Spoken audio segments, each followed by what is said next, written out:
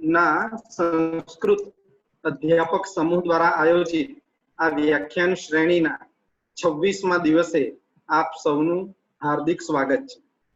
અવિરત 26 દિવસથી આપણે આ જ્ઞાન યજ્ઞના સહભાગી બન્યા છીએ। આજે આપણે જે વિષય વિશે ચિંતન મનન કરવાના છીએ, સાંભળવાના છીએ, એ વિષય આપણા નિયમિત વિષયો કરતા થોડોક ભિન્ન પ્રકારનો છે અને છતાંય ખૂબ મહત્વપૂર્ણ વિષય છે। રાષ્ટ્રીય ચેતના સાથે જોડાયેલો આ વિષય છે અને રાષ્ટ્રીય ચેતના અંગે સંસ્કૃતના મિત્રો ચિંતા નહીં કરે તો કોણ કરશે? તો એવા એક સદહેતુથી આપણે આજે આ વિશેષ વ્યાખ્યાન ગોઠવ્યું છે। તો આજના વ્યાખ્યાતા આદરણીય માનનીય સુનિલભાઈ મહેતા સાહેબ, જેમનો વિશેષ પરિચય કરાવવા માટે હું સરકારી વિનયન કોલેજ શહેરાના આચાર્ય આદરણીય દિનેશભાઈ માછીને વિનંતી કરીશ કે સુનિલભાઈ મહેતા સાહેબનો આપણને વિસ્તારથી વિશેષ પરિચય કરાવે। नमस्कार। श्री गोविंद गुरु विश्वविद्यालय की संस्कृत विभाग की अंतरराष्ट्रीय व्याख्यान श्रेणी में आज की इस श्रेणी में श्री गोविंद गुरु विश्वविद्यालय के माननीय कुलपति महोदय श्री डॉक्टर प्रताप सिंह चौहान महाभागा, यूनिवर्सिटी के इसी सदस्य, व्याख्यान श्रेणी के आयोजक डॉक्टर राजेश भाई व्यास, मित्रवर्य डॉक्टर महेश भाई, डॉक्टर दिलीप भाई, डॉक्टर नरेश भाई, आज के प्रमुख व्याख्याता सुनील भाई मेहता महोदय एवं व्याख्यान श्रेणी में जुड़े हुए सभी विश्वविद्यालय एवं हमारे जो महाविद्यालय के प्राचार्य महाभागा, अध्यापक गण एवं छात्रा। आज व्याख्यान श्रेणी की 26वीं कड़ी में मैं सबका हार्दिक स्वागत एवं नमस्कार करता हूं। आज की हमारी 26वीं इस श्रेणी में प्रमुख व्याख्याता के रूप में प्रोफेसर सुनील भाई मेहता महोदय का परिचय जो मैं दे रहा हूं, तो मुझे जो है गौरव महसूस होता है कि सर ने एमई इलेक्ट्रिकल इंजीनियर के रूप में वल्लभ विद्यानगर में 29 साल तक पॉलिटेक्निक कॉलेज में व्याख्याता के रूप में कार्य करके निवृत्त हुए हैं। वर्तमान में मेहता सर संघ में अखिल भारतीय सह बौद्धिक प्रमुख की जिम्मेदारी निभाते हैं। इससे पहले गुजरात प्रांत के कार्यवाहक के रूप में पश्चिम क्षेत्र में जिम्मेदारी मेहता सर ने निभाई है। हाल में सेवा भारती गुजरात एवं विश्व संवाद एजुकेशन ट्रस्ट के ट्रस्टी के रूप में कार्यरत है।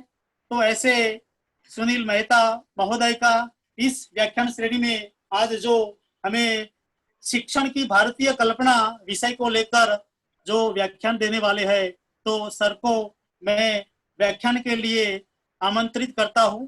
नमस्कार। खूब आभार माछी साहेब आपनो। હવે વિશેષ બીજી વાત ન કરતા હું આદરણીય સુનિલભાઈ મહેતા સાહેબને વિનંતી કરીશ કે તેઓ આપણને વ્યાખ્યાન આપશે। સાહેબના વ્યાખ્યાનનો વિષય શિક્ષણ વિષયક છે। વિશેષ સમય ન લેતા આપણે મહેતા સાહેબને સાંભળીશું। સુનિલભાઈ મહેતા। ધન્યવાદ। અવાજ સંભળાય છે બરાબર? બિલકુલ અવાજ ક્લિયર આવી રહ્યો છે। ઠીક છે। गोविंद गुरु विश्वविद्यालय आदरणीय वाइस चांसलर श्री, अन्य यूनिवर्सिटी साथे जोड़ायेला संस्कृत विभाग सविशेष अथवा ए सिवायना पण आजनी आ व्याख्यानमाला में उपस्थित सभी अध्यापक बंधुगण, academic council, syndicate, senate members, कॉलेजों प्राचार्यों, अध्यापकों तथा आत्मीय विद्यार्थी मित्रों अने आ व्याख्यानमाळानुं निमंत्रण स्वीकारीने उपस्थित रहेला अन्य अतिथिगण, प्रारंभ में ज हूँ आ व्याख्यानमाळाना आयोजकों श्री गोविंद गुरु યુનિવર્સિટીના અધ્યાપકોનો અને સવિશેષ આ વ્યાખ્યાનમાળાના સંયોજક ડોક્ટર રાજેશભાઈનો હું અંતઃકરણપૂર્વક આભાર માનું છું કે એમણે મને આજે શિક્ષણની ભારતીય કલ્પના આ વિષય ઉપર મારા વિચારો તમારા બધાની સમક્ષ મૂકવા માટે મને નિમંત્રણ આપ્યું અને એટલું જ નહીં તો મને આ વ્યાખ્યાન માળામાં આ વાત કરવા માટે સમય ઉપલબ્ધ કરાયો. પૂરા વિશ્વ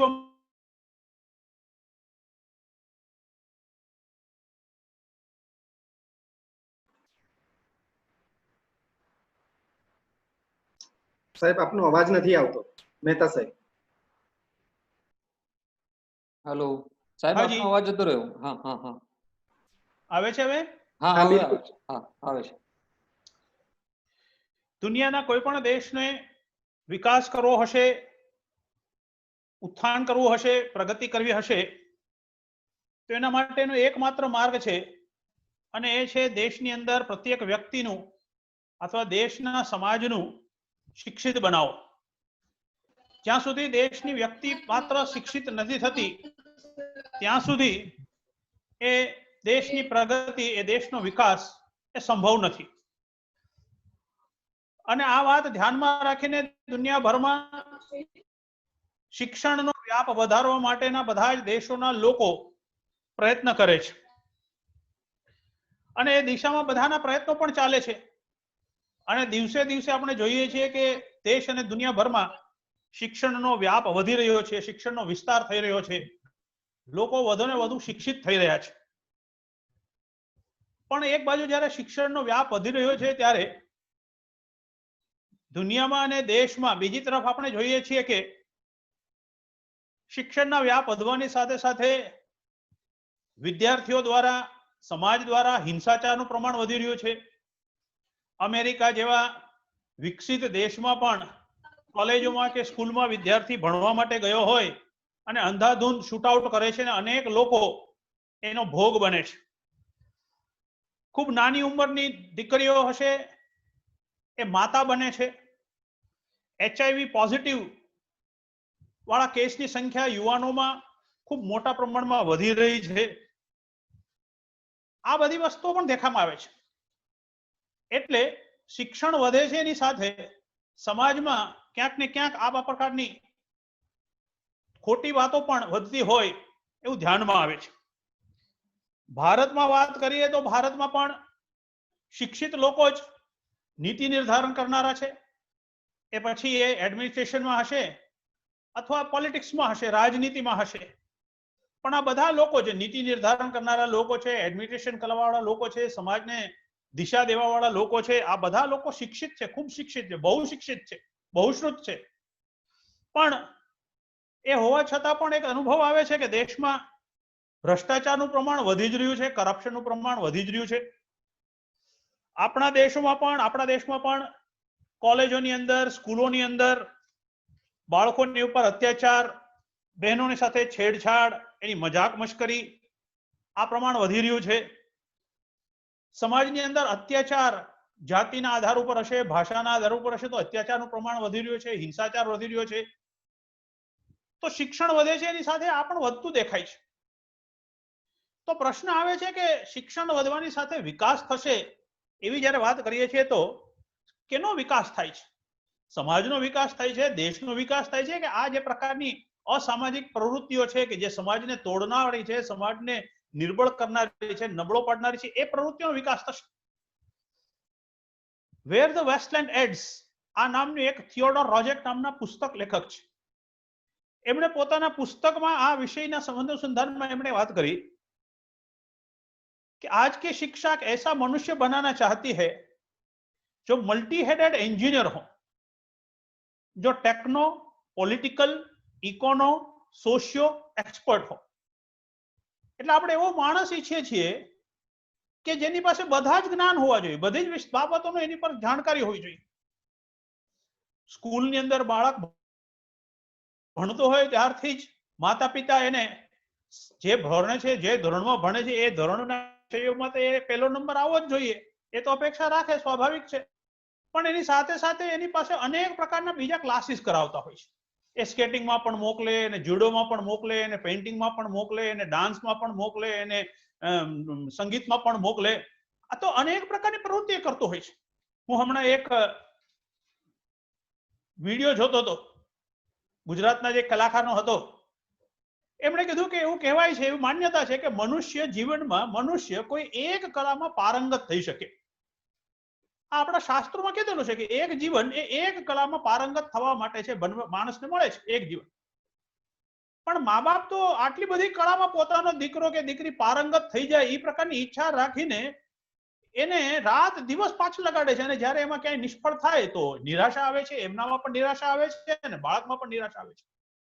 એટલે આજે થિયોડોર રોઝેક કહે છે કે આપણી શિક્ષણ પદ્ધતિ એવી છે કે જે શિક્ષણ પદ્ધતિના માધ્યમથી આપણે એક જ વ્યક્તિ, એ ટેકનિકલ પણ હોવી જોઈએ, પોલિટિકલ નોલેજ પણ હોવું જોઈએ, ઇકોનોમિક્સ પણ હોવી જોઈએ, સોશિયોલોજીનો પણ એક્સપર્ટ હોવો જોઈએ, આ બધા જ વિષયનો નિષ્ણાત હોવો જોઈએ. અને એને કારણે આ બધું કરવા માટેનું માધ્યમ શું છે, ઉપયોગ શેનો કરીએ છીએ? તો આ બધાના ઉપયોગ માટે, આ બધું કરાવવા માટે, એટલે વિદ્યાર્થીને આ બધી વિષયોમાં તૈયાર કરવા માટે આપણે ઇન્ટરનેટનો ઉપયોગ કરીએ છીએ, સીસીટીવીનો ઉપયોગ કરીએ છીએ, લેબોરેટરીઝનો ઉપયોગ કરીએ છીએ, આ બધાનો ઉપયોગ કરીએ છીએ. અને પરિણામે શિક્ષક અને વિદ્યાર્થી વચ્ચેનું જે પ્રત્યક્ષ દર્શન જે છે, વિદ્યાર્થી અને શિક્ષકને સામે મળીને એના દ્વારા, એટલે શિક્ષકને જોવાથી, વ્યવહારથી, એને સાંભળીને, એની સાથે સંવાદ કરીને જે પ્રકારનો વ્યવહાર થવાથી જે પ્રકારનું શિક્ષણ એને મળવું જોઈએ એવું શિક્ષણ નથી મળતું. એટલે જે મનોવૈજ્ઞાનિક રિક્તતા, એનો એક અનુભવ થાય છે. અને એને કારણે શિક્ષકોને પણ, અને આજકાલ જે પ્રમાણે અત્યારે પ્રયત્ન ચાલ્યો છે કે આજે વિશેષ પરિસ્થિતિ છે, વિશેષ પરિસ્થિતિની અંદર કદાચ આ યોગ્ય હશે તો વિચારો જેવું પણ હશે કે ડિસ્ટન્સ લર્નિંગ કરવું, ઓનલાઈન લર્નિંગ કરવું, અને ક્લાસરૂમ ટીચિંગ નહીં થતા ઓનલાઈન ટીચિંગ ચાલે અને બધા વિડીયોથી ભણે, એ કદાચ આજની વિશેષ પરિસ્થિતિ માટે કદાચ આવશ્યક હશે, જરૂરી લાગતું હશે. પણ બાકી પણ જ્યારે ચાલે છે ત્યારે પણ આ પ્રકારની દિશામાં વિચાર કરવો, અને શિક્ષકને પણ આ પ્રકારના ઇલેક્ટ્રોનિક્સ ગેજેટ્સની સાથે પ્રયત્ન કરી એને તૈયાર કરીને એના દ્વારા જ એનું બધું શિક્ષણ ચાલે. આને કારણે એક મનોવૈજ્ઞાનિક જે પ્રભાવ હોય છે વિદ્યાર્થીની ઉપર, પ્રત્યક્ષ સામે બેસીને જ્યારે વિદ્યાર્થી ભણતો હોય છે ત્યારે એ મનોવૈજ્ઞાનિક પ્રભાવનું પ્રમાણ ઓછું થાય છે, અને એને કારણે આજની કેટલીક સમસ્યાઓ ધ્યાનમાં આવે છે. યુનેસ્કોની અંદર પણ જ્યારે આની ચર્ચા થઈ, એનો વિચાર થયો, ત્યારે એમને પણ એવું લાગ્યું કે ભાઈ આનું કારણ શું છે. તો ઘણો બધો અભ્યાસ કર્યો, સંશોધન કર્યા પછી એમને ધ્યાનમાં આવ્યું, અને એમણે કીધું કે આનું મુખ્ય કારણ શું છે. તો કીધું કે distorted vision of man and the universe. મનુષ્યનો જે વિચાર છે એ ડિસ્ટોર્ટેડ છે, વિકૃત થયો છે. એવી રીતે વિશ્વનો પણ વિકૃતિપૂર્વક વિચાર થયો છે. એ જે પ્રમાણે વિચાર થવો જોઈએ વિચાર નથી થયો. તો શું વિચાર થયો છે? તેમણે કીધું કે પહેલો વિચાર થયો કે જગત કા અધિષ્ઠાન ભૌતિક માન, ફિઝિકલ માનવાનું. જે ભારત સંપૂર્ણ વિશ્વ જે છે એનો આધાર શું છે? તો એનો આધાર ભૌતિકતા છે. મનુષ્યનો આધાર શું છે? તો ભૌતિકતા છે. Main is a bundle of wishes, એવું કીધું. એટલે ભૌતિકતાનો આભાર માનવો, અને એને કારણે ભૌતિકતાનો જ્યારે આધાર માનવામાં આવ્યો તો એને કારણે પરિણામ શું આવ્યું કે અધિષ્ઠાન જો ભૌતિકતાનું હશે તો બધો જે વિચાર ચાલ્યો એ બાય પાર્ટ્સ વિચાર ચાલ્યો. કારણ કે બધું તો એક સાથે નહીં થાય. ફિઝિકલ હશે તો બધું બાય પાર્ટ્સ હશે. એક મશીન છે તો મશીનની અંદર જુદા જુદા ભાગો છે, અને બધા જુદા જુદા ભાગો એકબીજાની સાથે જોડાયેલા છે. નટ બોલ્ટ્સને કારણે હશે, ચેઇનને કારણે હશે, બેલ્ટને કારણે હશે, અને એને કારણે બધા જોડાયેલા છે, ને એ બધા એકબીજાની સાથે રહે છે. આ પ્રકારનો વિચાર, એટલે વિશ્વની અંદર પણ બધા એકબીજાની સાથે આ પ્રકારે જોડાયેલા છે કોઈને કોઈ પ્રકારે, અને દરેક સ્વતંત્ર છે. આ પ્રકારનો જે વિચાર થયો વિશ્વની અંદર, અધિષ્ઠાનનો વિચાર થયો, એ અધિષ્ઠાન જ ખોટું. આપણે ત્યાં ભારતીય સંસ્કૃતિની અંદર, આપણી સંસ્કૃતિમાં પૂર્ણતાનો વિચાર થયો. આપણે કીધું કે આ બધું સ્વતંત્ર નથી, બધું અલગ અલગ નથી, બધું એકબીજાની સાથે જોડાયેલું છે. અને શરીર માટે પણ કીધું કે શરીરની અંદર પણ આ બધા જ અંગો જે છે અંગાંગી ભાવ છે. શરીરના બધા અંગો દેખાવની રીતે જુદા જુદા હશે. હાથ અલગ છે, પગ અલગ છે, નાક અલગ છે, કાન અલગ છે, બધાના કામ અલગ છે. એકબીજાને રિપ્લેસ કરવાથી કામ નહીં થઈ શકે. એટલે ફિઝિકલી જોવાથી તો બધા અલગ અલગ દેખાય છે, પણ આ બધાને એકબીજાની સાથે જોડાયેલા છે. એટલે એક પણ અંગની અંદર કઈ ખોટ આવે છે તો આખા શરીર ઉપરનું પરિણામ આવે છે. તો જેવી રીતે શરીર આખું અંગાંગી ભાવથી જોડાયેલું છે, શરીરના બધા અંગો શરીરની સાથે જોડાયેલા છે, એવી રીતે સંપૂર્ણ સૃષ્ટિ એની અંદર પણ મનુષ્ય પરિવાર સાથે, પરિવાર એ સમાજની સાથે, સમાજ એ ગામની સાથે, ગામ એ પછી જિલ્લાની સાથે, જિલ્લો એ રાજ્યની સાથે, દેશ સાથે, અને સંપૂર્ણ વિશ્વની સાથે, યુનિવર્સ સાથે, આ પ્રકારે બધાનું એકબીજાનું જોડાણ છે. અને આ જોડાણ જે છે એ વલયાત્મક છે, સ્પાઇરલ છે. આની અંદર કોઈ ખંડન નથી, આ કન્ટિન્યુઅસ છે. અને એટલે કોઈ એક જગ્યાએ પણ આખાની અંદર કોઈ જગ્યાએ જો વાઇબ્રેશન્સ આવે છે તો આખાની અંદર એની એટલે કોઈ એક જગ્યાએ તકલીફ શરૂ થાય તો તકલીફનો અનુભવ સંપૂર્ણ વિશ્વમાં થાય છે. આ પ્રકારનો વિચાર આપણે ત્યાં થયો. અને એટલા માટે યુનેસ્કોની અંદર અત્યાર સુધી જે શિક્ષણનું તંત્ર હતું એમાં એ કહેતા હતા કે what is education? Education is learning to do, કંઈક કરવા માટે શીખવું. પણ હવે એમને લાગે છે કે નહીં, લર્નિંગ ટુ ડુ તો નહીં ચાલે. કરવા માટે શીખવાથી તો ઘણી બધી ગડબડો થાય છે. શું કરવાનું, કેવું કરવાનું, ને હું જે કરું છું એનો ઉપયોગ કેવી રીતે થાય છે એ વિચાર ન કરતા એટલે હવે એમણે બદલાવ્યું કે હવે યુનેસ્કોનો સૂત્ર છે કે education is learning to be, કંઈક બનવા માટે. અને પ્રશ્ન આવ્યો કે what is to be that? What is to be? મારે શું બનવાનું છે? Learning is there to be, પણ વોટ ટુ બી? મારે શું બનવાનું છે? શેવ બનવા માટે મારે આ ભણવાનું છે. આનો જ્યારે વિચાર ચાલ્યો, ચર્ચા ચાલી, ત્યારે ફરીથી કેમ થાય છે કે દુનિયાની અંદર કોઈ પણ સમાજની અંદર, કોઈ પણ દેશમાં જ્યારે સમસ્યાઓ થાય છે ત્યારે સમસ્યાના સમાધાન માટે અંતતોગત્વા દુનિયાનો સમાજ, દુનિયાના લોકો એ ભારતની સમાજ તરફ, ભારતની સંસ્કૃતિ તરફ, ભારતના ગ્રંથો તરફ, ભારતના મહાપુરુષોના જે વચનો છે એની તરફ જોવે છે. અને આ બાબતમાં પણ આ જ વિચાર આવ્યો કે ભારતમાં શું છે? ભારતની અંદર learning to what? Learning to be is what to be? Learning to what? શું શીખવા માટે, શું બનવા માટે લર્નિંગ છે ભારતમાં? અને એનો જ્યારે વિચાર થયો ત્યારે ભારતમાં સૌથી પહેલા વિચાર આવે છે સ્વામી વિવેકાનંદ. સ્વામી વિવેકાનંદજી કહે છે, એને એજ્યુકેશન માટે શું કીધું? તેમણે કીધું કે what is education? Education is the manifestation of perfection already in man. મનુષ્યની અંદર જે સંપૂર્ણતા છે, આ સંપૂર્ણતાનું પ્રકટીકરણ થાય, એ પ્રકટીકરણ કરવા માટે શિક્ષણ છે. શિક્ષણ એ મદદરૂપ થવા માટે છે. મનુષ્યની અંદર આ છે જ, પૂર્ણત્વ છે જ મનુષ્યની અંદર. દરેક મનુષ્ય પૂર્ણત્વ છે, એ ઈશ્વરનો અંશ છે એવું આપણે માનીએ છીએ. એટલે ઈશ્વરત્વ છે જ દરેકની અંદર. એ ઈશ્વરત્વનો જે અંશ છે એ અંશને પ્રકટ કરવાનું કામ એ આ શિક્ષણનો હેતુ છે. શિક્ષણ દ્વારા મનુષ્યની અંદર રહેલો આ ઈશ્વરના અંશને બહાર લાવવો, આ જે સારપ છે સારપને બહાર લાવવી, એના માટેનું શિક્ષણ છે. પણ આ કેવી રીતે થશે? તો આગળ એ કહે છે કે આ કેવી રીતે કરી શકાય? તો એમણે કીધું કે by controlling nature both external and internal. અંતઃ પ્રકૃતિ और બાહ્ય પ્રકૃતિ. આ જે પ્રકૃતિ છે, પ્રકૃતિની ઉપર તમે જ્યારે કાબુ લાવો છો, એની ઉપર નિયમન કરો છો, ત્યારે એના નિયમન દ્વારા, અંતઃ પ્રકૃતિ અને બાહ્ય પ્રકૃતિના નિયમન દ્વારા આ જે અંતરનું જે પૂર્ણત્વ છે એ પૂર્ણત્વને બહાર લાવી શકાય છે. તો પ્રશ્ન આવે છે કે આ પ્રકૃતિની ઉપર કંટ્રોલ કેવી રીતે લાવવું, એની ઉપર નિયમન કેવી રીતે કરવું? તો એટલે કે છે આગળ ઉપર વિવેકાનંદજી કહે છે કે આ કરવા માટે તમે ભક્તિ યોગનો માર્ગ લઈ શકો છો, જ્ઞાન યોગનો માર્ગ લઈ શકો છો, કર્મયોગનો માર્ગ લઈ શકો છો, અથવા આ બધાનો ઉપયોગ કરી શકો છો, અથવા આમાંના કોઈ એકનો, અથવા તો બેનો, અથવા તો બધાનો ઉપયોગ, અથવા આ સિવાયના પણ કોઈ માર્ગનો ઉપયોગ કરી શકો છો. અને આ બધાનો માર્ગના ઉપયોગ દ્વારા તમે પ્રકૃતિ ઉપર, અંતઃ પ્રકૃતિ અને બાહ્ય પ્રકૃતિને ઉપર નિયમન લાવીને તમારી અંદર રહેલા પૂર્ણત્વને બહાર લાવી શકો છો.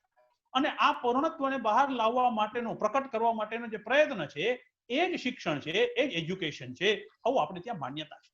અને બાકી બધી જે વસ્તુઓ છે, પુસ્તકો છે, ડિગ્રીઝ છે, પદ્ધતિઓ છે, મંદિરો છે, કે જે આ બધા જ્યાં આગળ આ બધા પ્રકારના પ્રયત્નો થાય છે, તો જ્યાં આ પ્રકારની પદ્ધતિઓ શીખવાડવામાં આવે છે, આ બધા પૂરક વસ્તુ છે, આ સેકન્ડરી વસ્તુઓ છે. મુખ્ય વાત તો આ છે કે મનુષ્યએ પોતે આ બાબતમાં વિચાર કરવો જોઈએ. પોતાની પ્રકૃતિ, પ્રવૃત્તિ, અંતઃ પ્રકૃતિ અને બાહ્ય પ્રકૃતિ ઉપર નિયમન કરીને પોતાની અંદરની અંદર જે સારી વાતો છે, ઈશ્વરત્વ છે, એને બહાર લાવવા માટેનો પ્રયત્ન કરવો, આ બાબતે છે.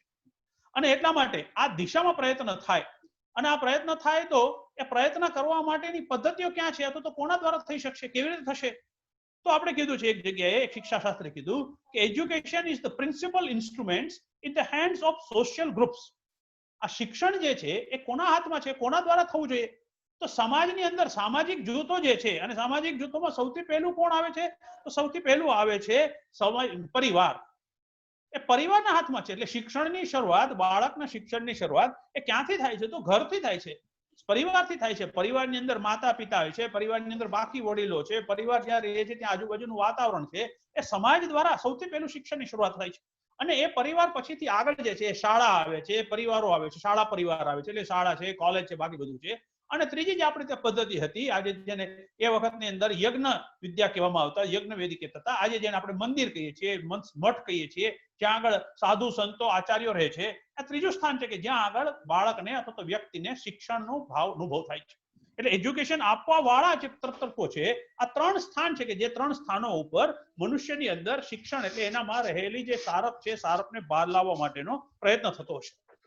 અને આપણે ત્યાં કીધું અત્યારે પણ આપણી જે માન્યતા છે, ભારતીય માન્યતા તો અલગ છે, પણ આપણી જે સ્કૂલો, આપણી જે અત્યારના પાશ્ચાત્ય શિક્ષણને કારણે જે આપણી માન્યતા છે કે ભાઈ શિક્ષણ ક્યાં થાય છે, તો શિક્ષણ માટે સ્કૂલમાં જ થાય છે. અને સ્કૂલમાં પણ ક્યાં થાય છે, તો સ્કૂલની અંદર પણ ક્લાસરૂમમાં થાય છે. એટલે ક્લાસરૂમની બહારના જે પીરિયડ હોય અથવા તો ક્લાસરૂમની બહાર કોઈ પીરિયડ હશે, વિષય હશે, તો એના માટે મા બાપને રસ નથી. એટલે મા બાપને પીટી નો પીરિયડ જે છે એને ઇન્ટરેસ્ટ નથી આવતો. એ કહે છે કે એ બંધ કરી દો ને, ક્લાસરૂમમાં બેસાડો, તમે એને ભણાવો ક્લાસમાં. બહારનો કોઈ પીરિયડ હશે કે પ્રકૃતિ દર્શન કરવા માટે જવાનું, આ બધા તો એવો સમય શા માટે બગાડો છો? એને ભણાવો ને એના વિશે કોઈ વિષય. એટલે ભણાવવાનું જે છે, શિક્ષણ જે છે, એજ્યુકેશન જે છે, એ માત્ર ને માત્ર ક્લાસરૂમમાં છે, એ માત્ર ને માત્ર પુસ્તકો દ્વારા થાય છે, એ માત્ર ને માત્ર બ્લેકબોર્ડ ઉપર થાય છે. એ સિવાય અન્ય કોઈ પદ્ધતિથી શિક્ષણ નથી મેળવી શકાતું. આ પાશ્ચાત્ય માન્યતા હવે ધીમે ધીમે એનો પ્રભાવ હોવાને કારણે આપણા લોકોમાં પણ બની છે. આપણે ત્યાં કહીએ છીએ કે ભણવાનું ક્યાં સુધી, તો ભાઈ આપણે બાળકને કહીએ છીએ ભાઈ તારે કોલેજ થઈ જાય ત્યાં સુધી તું ભણ, બસ પછી તને કોણ પૂછવાનું છે. એટલે ભણવું ક્યાં સુધી છે, તો મારી પાસે એક ડિગ્રી આવી જાય, હું પોસ્ટ ગ્રેજ્યુએટ થઈ જાઉં, ગ્રેજ્યુએટ થઈ જાઉં, ડબલ ગ્રેજ્યુએટ થઈ જાઉં, પીએચડી થઈ જાઉં, એવી કોઈ ગ્રેજ્યુએટ મારી પાસે ડિગ્રી આવી જાય, બસ પાસે મારું ભણવાનું પૂરું થઈ ગયું. એટલે ઘણી વખત સ્કૂલની અંદર ભણતો હોય તો મા બાપ કહે છે ભાઈ 12મા ધોરણ સુધી તને અમે કહેશું વાંચવાનું, પછી અમે કઈ કહેવાના નથી, તારે વાંચવું હોય તો વાંચે, ન વાંચવું હોય તો તારી મેળે તૈયાર કરશે. તો આ જે માન્યતા છે કે ભણવાનું ક્યાં સુધી, તો જ્યાં સુધી કોઈ ડિગ્રી મળી ન જાય, જ્યાં સુધી કામ ધંધો ન શરૂ થઈ જાય, નોકરી ન મળી જાય, પૈસા કમાતા ન થઈ જાય, ત્યાં સુધી ભણવાનું છે બસ. પછી એટલે ભણવાનો હેતુ શું છે? આપણે ત્યાં પણ ભણવાનો હેતુ, શિક્ષણનો હેતુ એ નોકરી, અર્થાર્જન એ થઈ ગયો છે. પણ આપણી માન્યતા શું છે? આપણી માન્યતા છે કે ભણવું જે છે એ બાય પાર્ટ્સ નથી, ટુકડા ટુકડામાં નહીં ભણી શકાય. ભણવાની પ્રક્રિયા તો સાતત્યથી છે. જ્યાં દિવસથી બાળક ગર્ભધારણ થાય છે એ દિવસથી શરૂ કરીને એ જે દિવસે અંત્ય સંસ્કાર થાય છે ત્યાં સુધીની સંપૂર્ણ આયુષ્ય દરમિયાન રોજ એને કંઈક ભણવાનું છે, રોજ એને કંઈક નવું જાણવાનું છે, રોજ નવું કંઈ શીખવાનું છે. અને પોતાની અંદર રહેલું જે સારપ છે એ સારપને બહાર લાવવા માટે એને સતત પ્રયત્ન કરવાનો છે. એ પ્રયત્નની પ્રકૃતિ જે છે, પ્રયત્નની દિશા જે છે એ સતત ચાલુ રહે, એ શિક્ષણ છે. અને એટલા માટે આપણે કીધું કે શિક્ષણ જે છે એ ફક્ત સ્કૂલ કોલેજ પૂરતું મર્યાદિત નથી. શિક્ષણ એ રોજ બરોજના જીવનની અંદર એને અનેક જગ્યાએથી જ્યાં પણ જોવે છે ત્યાંથી એને શિક્ષણ મળે છે. એટલે આપણે ભગવાન ગુરુ દત્તાત્રેય માટે કીધું કે એના અનેક ગુરુઓ હતા, એ દરેકની પાસેથી કંઈ ને કંઈ શીખતા હતા, કંઈ ને કંઈ જાણતા હતા, એને પોતાના જીવનમાં લાવવાનો પ્રયત્ન કરતા હતા. આ પ્રકારનો ભાવ, આ પ્રકારની એક દિશા, દ્રષ્ટિ એ કેળવવી એ શિક્ષણનો હેતુ છે. અને એટલા માટે આપણે ત્યાં શિક્ષણનું અધિષ્ઠાન આપ્યું. આ વિચાર થયો કે ભાઈ બધી જ રીતે શિક્ષણ જે છે એ મનુષ્યનો અને વિકાસ માટે, સમાજના વિકાસ માટે એ શિક્ષણની આવશ્યકતા છે. અને જો આ અધિષ્ઠાન જે છે આપણે ત્યાં કેવું છે, આપણે ત્યાં માન્યું કે આ અધિષ્ઠાન એ આધ્યાત્મિક છે. આધ્યાત્મિક અત્યાર સુધી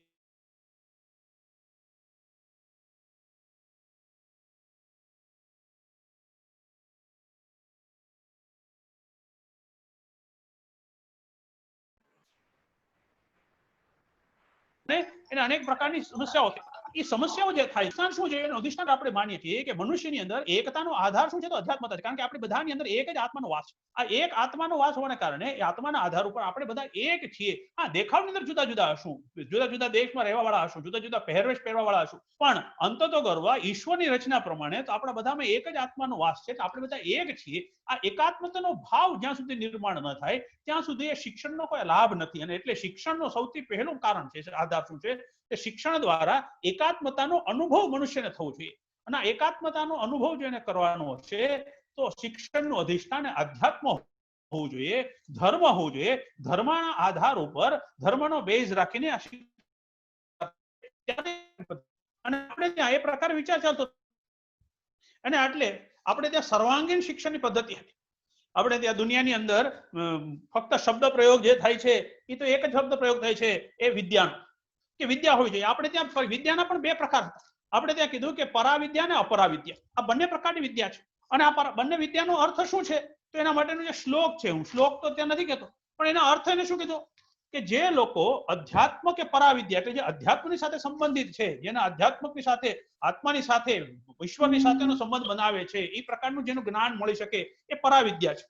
અને અવિદ્યા એટલે ભૌતિક વિદ્યા કે અપરાવિદ્યા, કે જે ભૌતિક શાસ્ત્ર સાથે સંબંધિત છે, ફિઝિકલ વાતો સાથે સંબંધિત છે, એ અપરાવિદ્યા.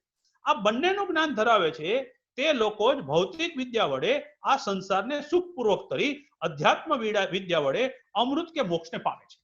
એટલે આપણે ત્યાં ક્યારે પણ આ પ્રકારની એક જે માન્યતા આજકાલ ચાલે છે કે ભારતની અંદર જે લેવાવાળા લોકો છે એ તો ભારતનું શિક્ષણ એ ફક્ત નાક દબાવીને પ્રાણાયામ કરવા વાળું અથવા જંગલમાં જઈને પૂજા અથવા તો અર્ચના કરવા વાળું અથવા તપ કરવા વાળું એ પ્રકારનું શિક્ષણ ભારતનું. અને ભારતની અંદર તો બધા ભીખટ માંગવા વાળા અથવા તો ભીખ ભેળવા વાળા એ પ્રકારના લોકો હતા. આ બિલકુલ ખોટી માન્યતા છે. આપણે ત્યાં પણ સમૃદ્ધિને ભૌતિકતાને એટલું જ સ્થાન હતું કે જેટલું અધ્યાત્મને સ્થાન.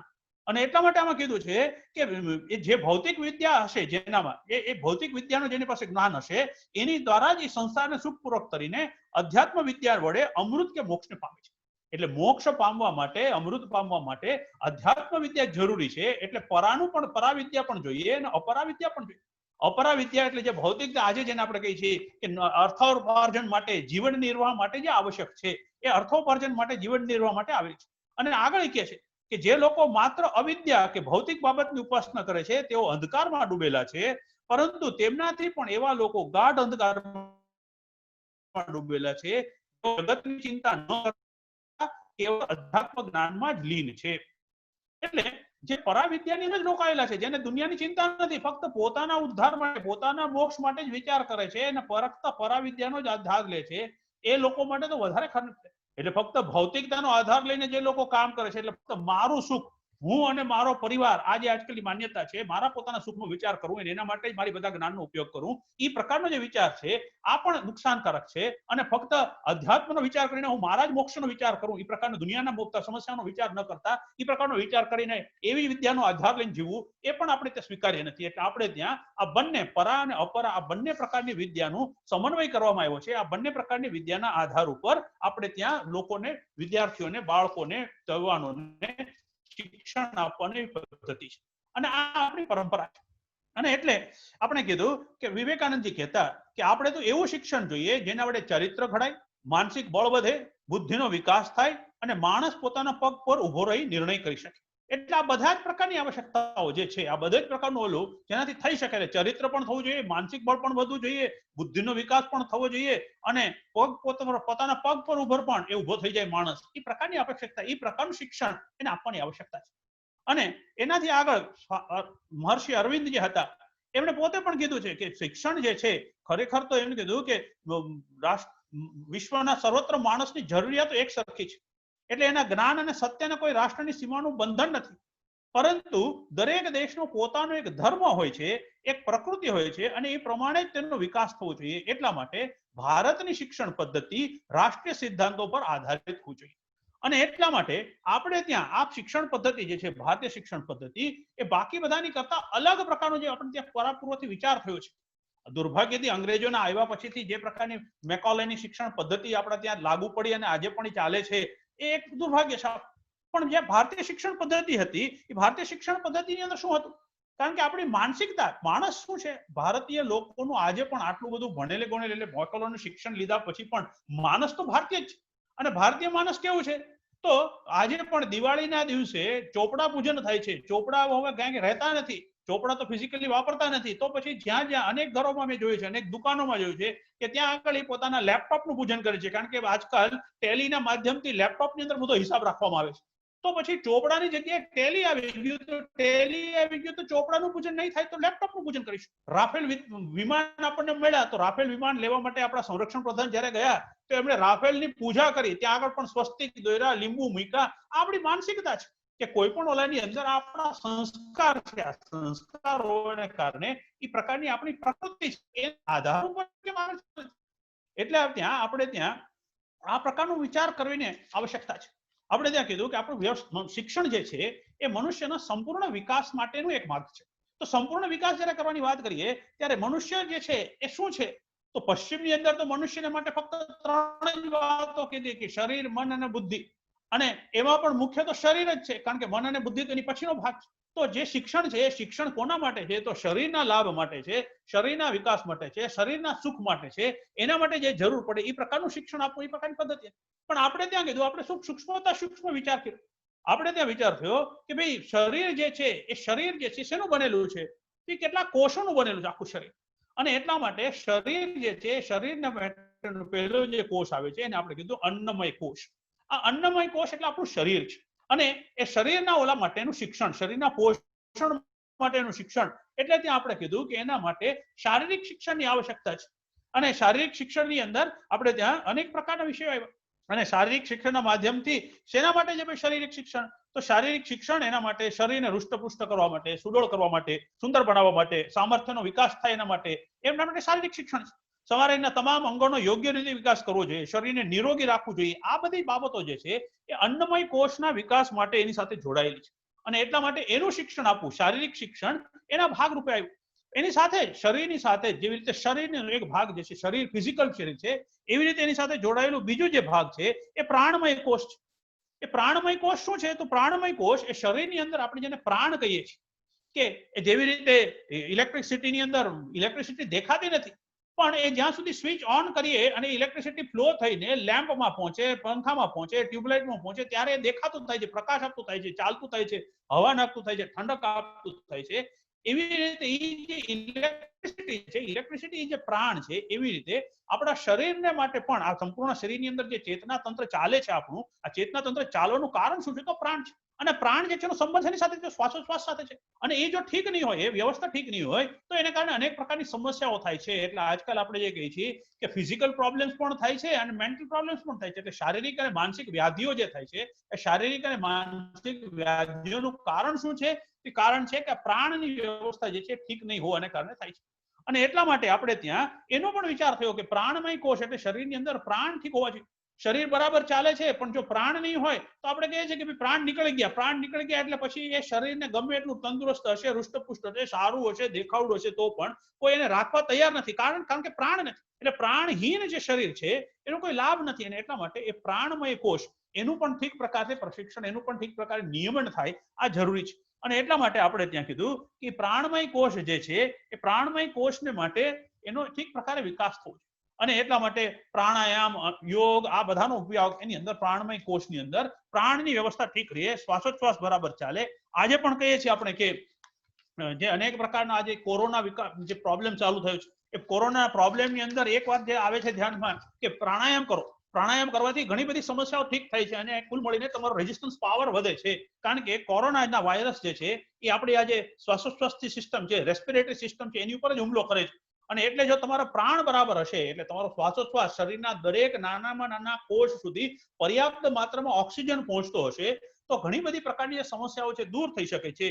અને એટલા માટે આપણે કીધું કે પ્રાણમય કોષ જે છે એનો ઉપયોગ કરવાની આવશ્યકતા છે. એટલે એ દિશાની અંદર વિચાર કરવાની આવશ્યકતા છે કે આ પ્રાણમય કોષના માધ્યમથી આપણે કેવી રીતે કરી શકીએ એનું શિક્ષણ આપણે ત્યાં આપવામાં આવતું.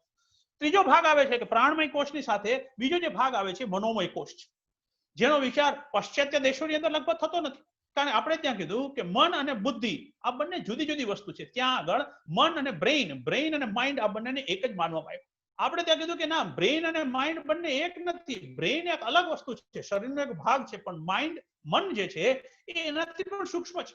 અને સંપૂર્ણ જે તંત્ર ચાલે છે, જે ઈચ્છા શક્તિ છે, બાકી બધું જે વ્યવસ્થા છે આ બધું મનને આધાર ઉપર છે. અને એટલા માટે જો મનને કાબુમાં કરવું હશે, મન જે છે ખૂબ ચંચળ છે. આપણે તે ભગવદ્ ગીતાની અંદર ઘણા બધા આના વિશેની વાત કરેલી છે. તે મનની ચંચળતાને દૂર કરવાથી એ ખૂબ આવશ્યક છે. એટલે શિક્ષણની અંદર એક જે જ્યારે આપણે મનોમય કોષનું શિક્ષણ આપવાની જ્યારે વાત કરીએ છીએ ત્યારે આપણે વાત કરીએ છીએ કે મનની ચંચળતાને દૂર કરવા માટેનો ઉપાય શું છે? તેના માટેનો ઉપાય છે યોગ. અને યોગની અંદર આજે આસન છે, પ્રાણાયામ છે, યમ છે, નિયમ છે, આજે અષ્ટાંગ યોગ છે. અષ્ટાંગ યોગનો મુખ્ય હેતુ શું છે? શા માટે કરવાનું? તો એના દ્વારા મનની ચંચળતા દૂર થશે, મન સ્થિર થશે. અને મન સ્થિર થશે તો એને કારણે અનેક પ્રકારના ગુણો મનુષ્યની અંદર વિકસિત થઈ શકે છે. અને એટલા માટે આપણે કીધું કે ભાઈ મનને સ્થિર કરવા માટેના આ પ્રકારના પ્રયત્નો કરવાની આવશ્યકતા છે. અને એ પ્રકારે થશે તો જ પછી એના દ્વારા અનેક પ્રકારનો ઓબ્ઝર્વેશન પાવર વધશે, એની કારણે નિર્ણય કરવાની શક્તિ વધશે. આ બધું જે છે એ કરવાની ક્ષમતા એનામાં વધે છે. એટલે આપણે ત્યાં કહીએ છીએ કે મન અને બુદ્ધિ આ બંને જે શરીરની અંદર છે, જે બે ભાગ છે. બુદ્ધિ માટે આપણે કીધું કે વિજ્ઞાનમય કોષ છે. બુદ્ધિ જે છે એ એનાલિસિસ કરવા વાળી છે, તર્ક કરવા વાળી છે. કોઈ પણ બાબતનો નિર્ણય દેવાનું કામ જે છે બુદ્ધિ દ્વારા થાય છે. એટલે આપણે ત્યાં એક માન્યતા એવી છે કે કોઈ પણ પરિસ્થિતિની અંદર બુદ્ધિ જે છે એ તો હંમેશા સાચો જ નિર્ણય લેતી હોય છે. પણ મન જે છે એ ચંચળ હોવાને કારણે મનની પ્રકૃતિ કેવી છે? મનની પ્રકૃતિ એ હંમેશા આરામની છે, આળસની છે, નિષ્પ્રવૃત્તિની છે. એ હંમેશા કામથી દૂર ભાગવાની પ્રવૃત્તિ છે મનની સહજ ઓલામાં હોય છે. અને એટલે એને કેળવવું પડે છે. અને કેળવાય નહીં એટલા માટે પછી બુદ્ધિને પણ એ દિશામાં લઈ જવાનો પ્રયત્ન કરે છે. મારે વાંચવું છે, પણ વાંચવા માટે મન બુદ્ધિ તો કે છે કે વાંચવાનો સમય છે, પરીક્ષા આવી ગઈ, વાંચવું જોઈએ હવે, પણ મન કે છે કે હજી તો 4 દિવસ બાકી છે ને, અરે આટલું વાંચવા માટે તો 2 દિવસમાં પૂરતા છે આપણી પાસે, અને એટલા માટે જરા આળસ આવી જાય છે, વાંચવાની ઈચ્છા ઓછી થઈ જાય છે. તો આ પ્રકારનું એક તંત્ર જે છે એ આપણે ત્યાં ચાલે છે. એટલે આપણે કીધું કે મનનું કાર્ય શું છે, તો મનનું કાર્ય જે છે વિષય વસ્તુને દ્રષ્ટિ, શ્રવણ, સ્વાદ અને સ્પર્શ, આ જે આપણી જ્ઞાનેન્દ્રિયો છે એના દ્વારા એને જાણવું, અને પછી એ જે એના દ્વારા સંવેદનાને રૂપાંતરિત કરીને નિર્ણય માટે બુદ્ધિ સમક્ષ રજૂ કરવું. કોઈ વસ્તુ ખાવા જેવી છે કે નથી ખાવા જેવી, આ રસ્તા ઉપર ચાલવા જેવું છે કે નથી ચાલવા જેવું, આ પદાર્થને પકડવા જેવો છે કે નથી પકડવા જેવો, આ ચિત્ર જોવા જેવું છે કે નથી જોવા જેવું, આ વાસ જે આવે છે આ વસ્તુને સૂંઘવા જેવી છે કે નથી સૂંઘવા જેવી, આ બધી જે વાતો છે, આ બધી વાતો એ મન જે છે પોતે પહેલા અનુભવ કરે છે, સૌથી પહેલો સંબંધ આવે છે, અને એને સંવેદનામાં રૂપાંતરિત કરીને બુદ્ધિ પાસે મૂકે, અને પછી એ શું કરે છે, તો ચિત્ત જે છે એ માનસિક સંસ્કાર અર્થાત માનસિક સ્મૃતિઓનો ભંડાર છે. અનેક પ્રકારની વસ્તુઓ એની અંદર સંગ્રહાયેલી છે, સારી ખરાબ બધું જ છે, અને અહંકાર એ હું સાથે જોડે છે વસ્તુને.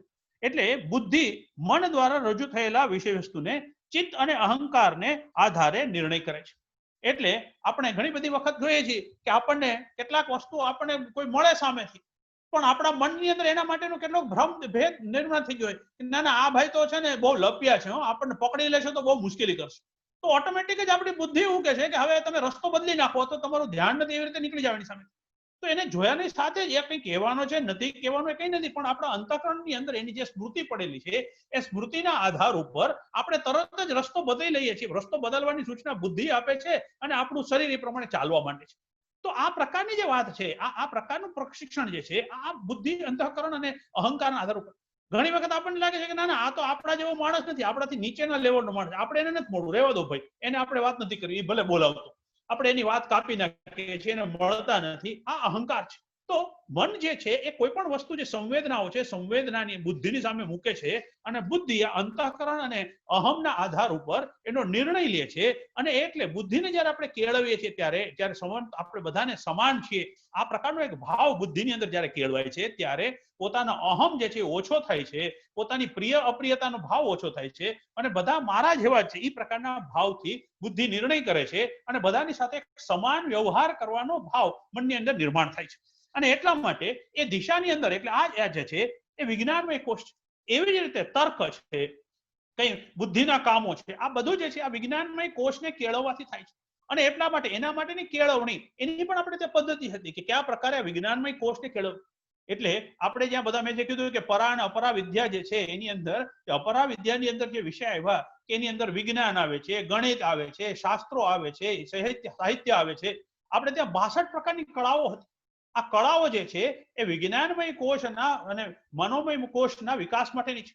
એની અંદર બાળ સંભાળથી લઈને એ રાજ્ય સંભાળવા સુધીની કળાઓ છે, મકાન મતલબ મકાનો બનાવવા માટેની કળાઓ છે, અલગ અલગ નૌકા શાસ્ત્રની છે, યુદ્ધ શાસ્ત્રની છે. આવી 64 કળાઓનું પ્રશિક્ષણ આપણે ત્યાં આપવામાં આવતું વિદ્યાલય.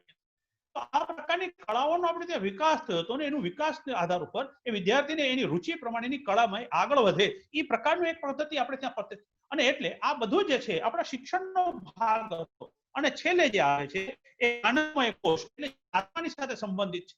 એટલે હું આ શરીર ફક્ત નથી, હું ફક્ત આ શરીર નથી, પણ શરીરથી પણ ઉપર જે છું, મન અને શરીરથી ઉપર છું, હું આત્મા છું. આ આત્માનો અનુભવ, એની આત્માની અંદર જે ચિદાનંદ સુખનો આનંદ છે, આનંદનો અનુભવ થાય છે, એનો અનુભવ કરવો, આ બધી વાતો જે છે એ આ આનંદમય કોષના પ્રશિક્ષણમાં આવે છે. અને આ બધું જ્યારે કરીએ છીએ ત્યારે એની સાથે સાથે ચરિત્ર નિર્માણ છે, આ બધી વસ્તુઓ છે, એટલે ધર્મનું, નીતિનું શિક્ષણ, એ બધા આની સાથે જોડાયેલી વાત છે. અને એટલે જ્યારે આપણે ત્યાં કીધું કે નીતિ જે છે એ ધર્મની સાથે જોડાયેલી વાત છે. એટલે પહેલા આપણે ધાર્મિક શિક્ષણ કહેતા, પણ ભારતની અંદર જ્યારથી સેક્યુલર શબ્દ વપરાવાનો શરૂ થયો અને સેક્યુલર થઈ જવાને કારણે ધર્મ શબ્દ માટેની એક પરેજી આવી, એને એટલા માટે ધર્મની જગ્યાએ આપણે નીતિ શિક્ષણ શબ્દ પ્રયોગ શરૂ કર્યો. અને એટલા નીતિના માધ્યમથી સાચું શું, ખોટું શું, સારું શું, ખોટું શું, એ પ્રકારનું પ્રશિક્ષણ આપવાનું આપણે ચાલુ કર્યું. પણ આજે દુર્ભાગ્યથી આપણી જે શિક્ષણ પદ્ધતિ છે એની અંદર આ નીતિ શિક્ષણના પાઠો તો નીતિ શિક્ષણનો વિષય પણ નથી રહ્યો. અને એને કારણે એક જસ્ટિસની સાથે વાત થતી હતી, એમણે કીધું કે અત્યારે આપણે આજે બૂમો પાડીએ છીએ કે ભ્રષ્ટાચાર વધી રહ્યો છે, સ્ત્રીઓ ઉપરનો અત્યાચાર વધી રહ્યો છે, લોકોમાં કામચોરી વધી રહી છે. તો આ બધું જે વધી રહ્યું છે આને બૂમો પાડવાનું કોઈ કારણ જ નથી. કારણ કે જો આપણે ધર્માધિષ્ઠિત આપણે ધર્મ આધારિત આપણું રાજ્ય નથી એવું જયારે આપણે કહીએ છીએ આપણે સેક્યુલર સ્ટેટ છે એટલે ધર્મ આધારિત નથી એટલા માટે આ ચાલશે. કારણ કે આપણા ધર્મની અંદર આપણે એવું કીધું કે પરદ્રવ્યેષુ લોષ્ટવત, બીજાનું ધન જે છે એ માટી સમાન છે એવું માનવું જોઈએ. તો એવું માનીએ એવું ધર્મમાં કીધું છે, પણ આપણે શિક્ષણમાં તો એવું કહે છે કે ધર્મ આધારિત શિક્ષા નહીં હોવી જોઈએ. અને ધર્મ આધારિત જો આ ન હોય તો અધર્મ આધારિત શું હોય? તો અધર્મના આધાર ઉપર જયારે વિચાર કરીએ તો પરદ્રવ્યેષુ લોષ્ટવત ન જ હોય. એટલે હું મારે અધિકાર ફક્ત મારા ધન ઉપર છે એ વિશે તો હોય જ નહીં. મારો અધિકાર છે વધુમાં વધુ ધન મેળવવું, અને આ વધુમાં વધુ ધન મેળવવા માટે, પૈસા મેળવવા માટે હું કોઈનું ગળું કાપી નાખીશ, કોઈનું ખિસ્સું કાપી નાખીશ, કોઈની સાથે ભ્રષ્ટાચાર કરીશ, કોઈની સાથે છેતરપિંડી કરીશ, મારો અધિકાર નહીં હોય તો પણ વધારે પૈસા મેળવવા માટે હું પ્રયત્ન કરીશ. આ આપણે શીખવાડીએ છીએ.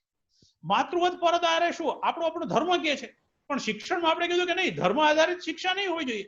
તો શિક્ષા જો ધર્મ આધારિત નહીં હોય એટલે શિક્ષા અધર્મના આધાર ઉપર રહેશે તો માતૃવત પરદ્રવ્યેષુ આવશે જ નહીં. એટલે બધી સ્ત્રીઓ મા સમાન ગણવાની જ નથી. બધી સ્ત્રીઓની સાથે હું છેડછાડ કરી શકું છું, બધી સ્ત્રીઓની સાથે હું ભોગ તોલી શકું છું, બધી સ્ત્રીઓની સાથે હું લંપટગીરી કરી શકું છું, કારણ કે દરેક ભોગનું સાધન છે. એ પ્રકારનો વિચારો છે.